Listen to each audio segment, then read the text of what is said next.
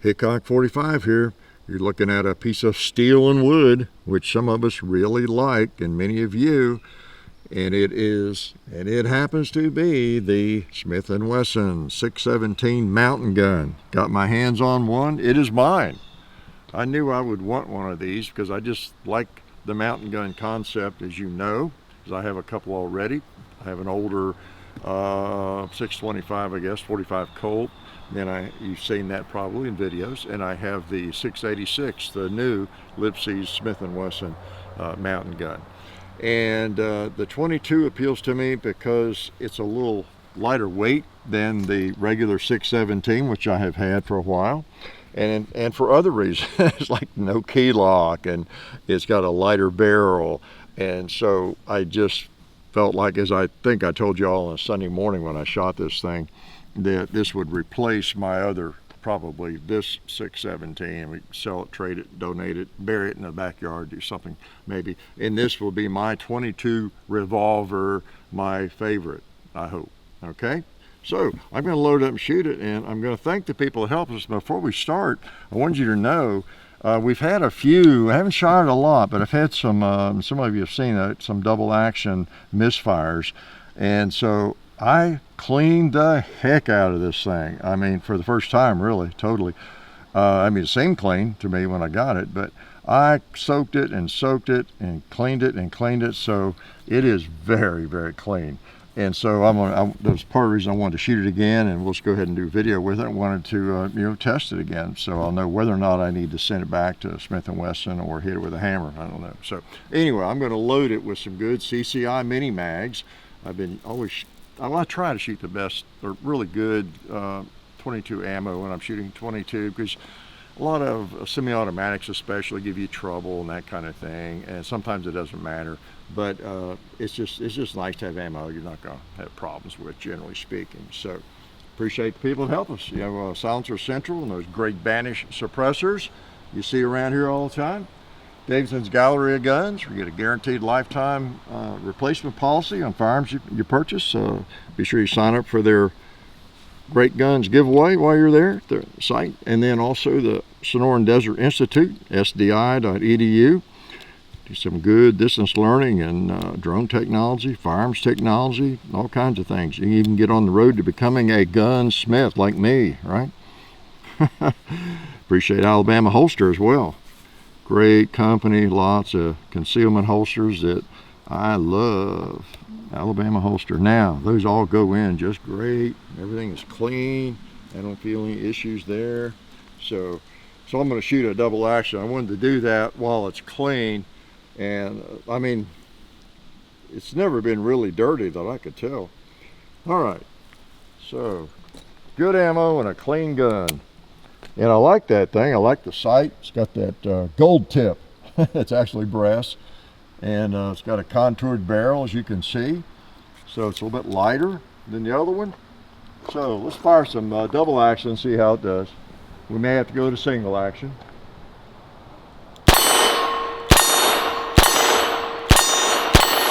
Okay, not bad. Let's see if it makes any difference what target I'm shooting at. Let's try that 2-liter on the post. Okay, doesn't seem to matter what target. How about the gong? Probably not holding up enough.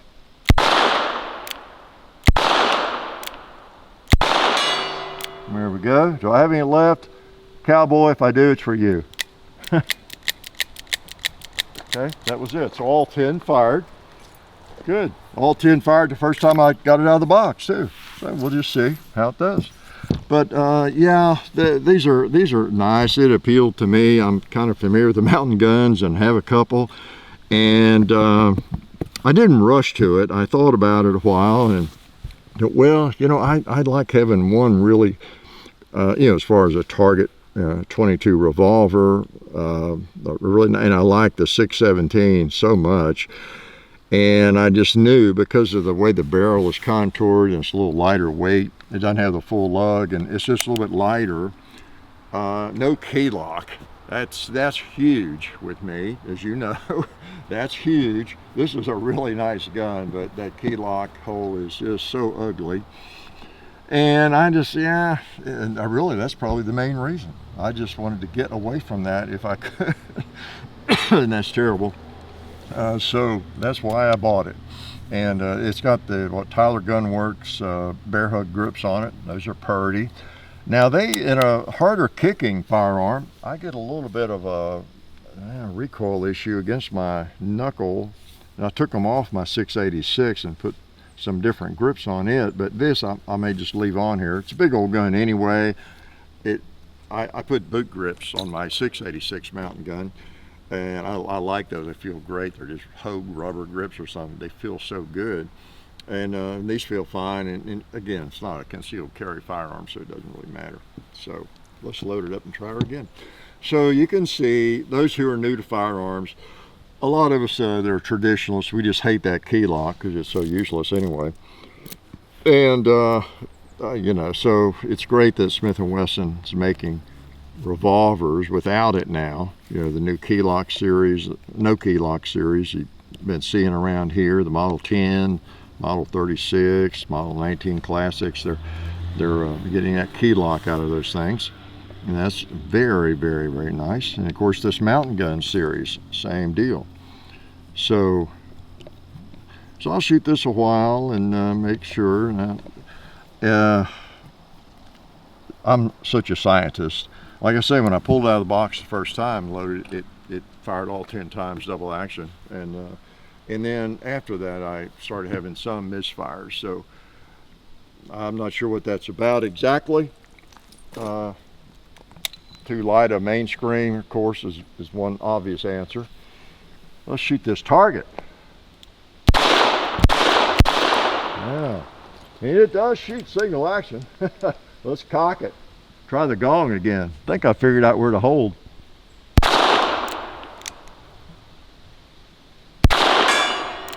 Yeah. It's hard to hear with my ears in. Oh, let's smoke a pot while we're here. Nice. Whoop. No fire. I'm going to look at that case if I can tell anything. I don't know. It looks like it hit it just as hard as the others. Be that one right there. But we'll bring her back around. Try her again. Okay, now it's empty. But we should come back around to that one. They always fire the second time. Always. If y'all have shot many 22 revolvers, you've probably had that same experience. I'm on a leg and a half still. All right. That is, like I say, mini mags. Let me try some Winchester Super X as well. All right. But I haven't noticed any difference. I'm still getting some occasional light strikes, or whatever it might be, with Winchester. I haven't noticed any difference between the two. Okay. And I think in the Sunday video where it first happened, there were people with suggestions and different things and all kinds of things about the chamber and dirt being here and there and all that sort of thing. But I have to say, with this one, I don't recall ever having that as an issue. You know, basically the same gun, just not in the mountain configuration. So I really don't want to have to baby it. Okay, I don't like babying my firearms. All right, who wants to be shot here now? There's another 12-ounce can right there that needs a bullet. Yeah. Oh, there's a 2-liter. Did some flips, didn't it? Let's see, will it knock those arms around? Oop, bad round. A misfire, not a bad round. That's funny, I keep expecting it to fly around, duh. I'm not shooting a 357 Magnum. There we go. All right, so we're still getting it in double action. All right, so that doesn't make me happy. And I have, by the way, those who know a little bit about firearms, there's a strain screw right here that puts pressure on the mainspring. Sometimes people will loosen those, hoping to get a well, they don't hope, you will get a lighter action, maybe what you consider smoother, but lighter mainly, and all that. And I've seen people do that, lighten that up, turn that, loosen it to the point where their revolver doesn't fire reliably. I never do that, and I checked this one immediately to see if that was the issue. But no, the strain screws is fully screwed into the mainspring. And also looked at the hammer. It's loaded, but I'll keep the cylinder at. And it when you pull the trigger, well, hold it, you probably let it stay in there. You probably can't see, but I looked at it in the light, the sunlight, and everything. It seems to protrude enough, as much as the other one, if not more. I thought maybe that was the issue. It doesn't protrude much at all, but neither one of them does. And this one protrudes, I think, a hair more than the other one, which always fires. So I don't know if that's it or not. Who knows? It's a mystery. Let's reach out to, I don't know, how about that buffalo hanging down there on the hill? It's about 50 yards. I hear, my ears are in too tight to hear.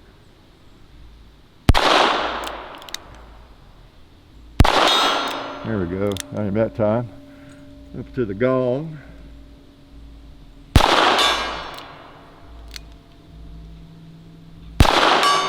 There we go. I heard that.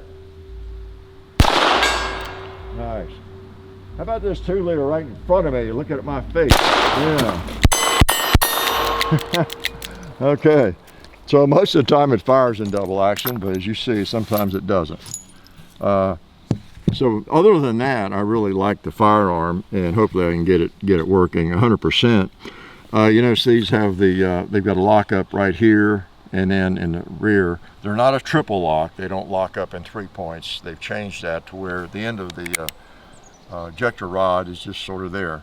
Okay, there's no lockup there, but you got it right here and then in the rear. Okay, unlike this one, it locks up back there. And like all old Smiths, most of them, unless you go back to the triple lock, and then up here. Okay, so it's a little different. Okay, now on this one, these grips didn't come on it. Of course, these are your Combat Magnum Smith & Wesson grips. They're highly coveted, and they're expensive. They came on a, what was it, the Model 19, old Model 19, no, Model 66. I bought 66, no dash. I forget now, the 2.5-inch one, whatever. They came on it, and it's a little gun really, and so I just felt like the grips are too large, and I put them on this, and I really like them. So if I can get this one working 100%, I may switch them out to this. Gonna shoot it one more time, I'll let you go. But anyway, these mountain guns are pretty nice. I've got the 686, and I really like it. I had to do a little tweaking on it. If you recall, if you've been around, I had to do a little gunsmithing on it as well. So I don't know. It doesn't tell me a lot about the quality control, does it, at Smith right now, at least on these. But if I can get this one figured out, I want it to be a keeper. I want it to be a keeper, and I want it to fire in double action. I've got to have double action capability, really. I mean, you know, how do you just machine gun unless it's, you know, functional double action? So what needs to be shot that has not been shot? Forget I'm on one leg more or less, 1.5. Let's try that 11 ouncer down there. There we go. Here's one over here. Kapooey. Let's put one in the cowboy's hat. And how about that bowling pin? Yeah, and we gotta hit the gong again.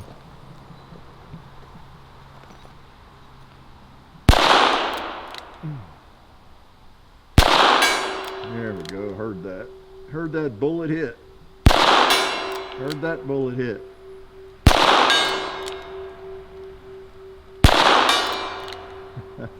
Click. Yeah, I knew it. 22s are fun, aren't they? They're a lot of fun. So this is the mountain gun, 617 mountain gun. A little bit lighter. Nice front sight, nice grips, you know, half lug, not so heavy. Just another variation of the Model 617. And I checked with, I have a good friend who's an attorney in Nashville, and well, John Harris. I checked with John Harris, head of the Tennessee Firearms Association, and just to verify, because he's really up on firearms law, if it would be okay for me to shoot this mountain gun, you know, here around Nashville, even though there's no mountains.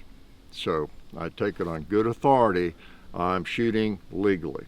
So just check with your local legal authorities before you purchase one. But yeah, they're really nice, they're lighter, and hopefully I can get that issue with unreliability and double action remedied. So the 617 mountain gun, there it is. Life is good. Oh yeah, that's better. This is a great gun for defense. Oh hey, didn't see you guys there. While I've got you here, I want to remind you of our friends over at Talon Grips and Ballistol. Talon Grips makes grips, can you believe it, for all different types of firearms. You can get rough texture or more of a rubberized texture. It just sticks right on there. You know, really affordable, really cool option to improve the grip for your handguns or rifles. So please check them out at talongungrips.com. You'll be glad you did. And also Ballistol. Dad has been using Ballistol for many years. It's a cleaner and a lubricant, and it's non-toxic. It works really great, and we're happy to have them on board since it's been a part of our shooting endeavor for a very long time. So go to ballistol.com, talongungrips.com. And also, while you're out there, I'm juggling all these things here. Also, while you're on the internet, please do check out our other social media like Hickok45 on Facebook. There's also Hickok45 on Twitter, The Real Hickok45 on Instagram. There's a John_Hickok45 on Instagram where I do some things. There's Hickok45.com. You can find us also on Gunstreamer. So check out all that stuff and then watch more videos.